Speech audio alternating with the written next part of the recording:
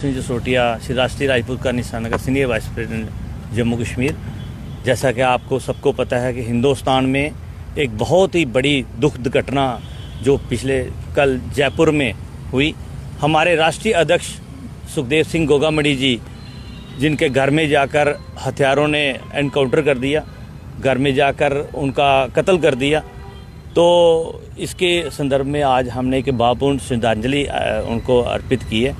तो मैं यही कहना चाहता हूं कि बहुत ही दुखद घटना है और इस ऐसे समाज सेवक जो समाज का काम करते हों, जो समाज की बात करते हों, जो सनातन की बात करते हों, जो गौ माता की बात करते हों, जो हमारी किसी भी धर्म जाति की बेटी हो उसकी बात करते हों, और ऐसे समाज सेवक को घर में जाकर घुसकर गोलियों से मार देना एक बहुत ही दुर्भाग्यपूर्ण है।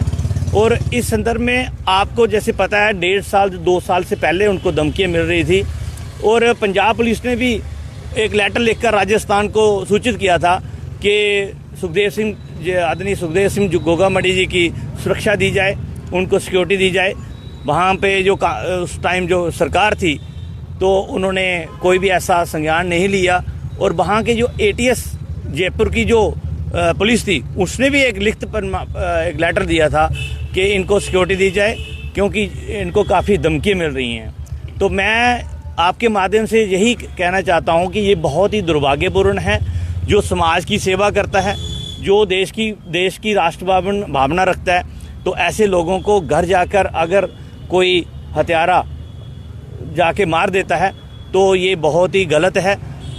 ऐसे ही एक 22 स्टेटों के जो प्रधान थे ये हमारे राष्ट्रीय राजपूत करनी सेना के, हमारे जम्मू कश्मीर में भी उन्होंने काफ़ी सेवाएं दी हैं।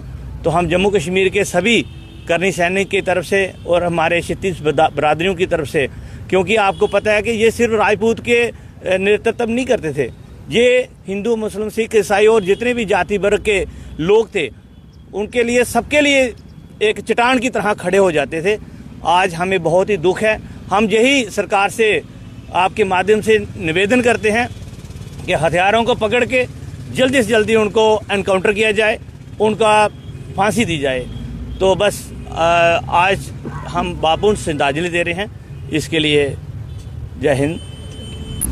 देखिए, जिस तरह से मीडिया के माध्यम से हमें पता चला कि कल दोपहर 12 बजे के करीब गोगामड़ी जी की उनके घर में, जो कि ऑफिस भी था, ऑफिस को एज ए घर यूज़ करते थे वो, तो वहाँ पे कुछ गैंग के लोगों ने जाकर के उनका एनकाउंटर किया, गोली लगने से उनकी मौत हुई।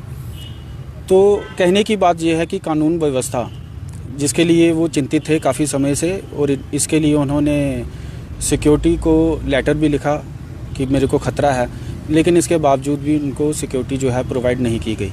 इसकी जांच भी होनी चाहिए कि आखिर ऐसे क्या कारण थे कि सिक्योरिटी मांगने पर भी उनको सिक्योरिटी नहीं दी गई।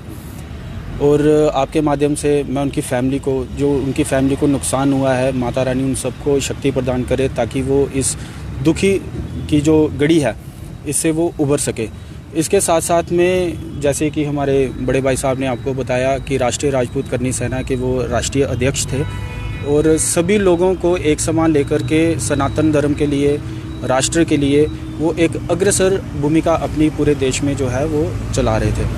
तो उनका जाना जो है ये एक हम आम लोगों के लिए भी एक डर का माहौल है कि अगर राष्ट्रीय अध्यक्ष जो राष्ट्रीय राजपूत करनी सेना को उनके घर में जाकर, उनके ऑफिस में जाकर के अगर कोई भी गोली लगा सकता है, मार सकता है, तो इसमें हमारी सिक्योरिटी भी कल को किसी की भी नहीं है।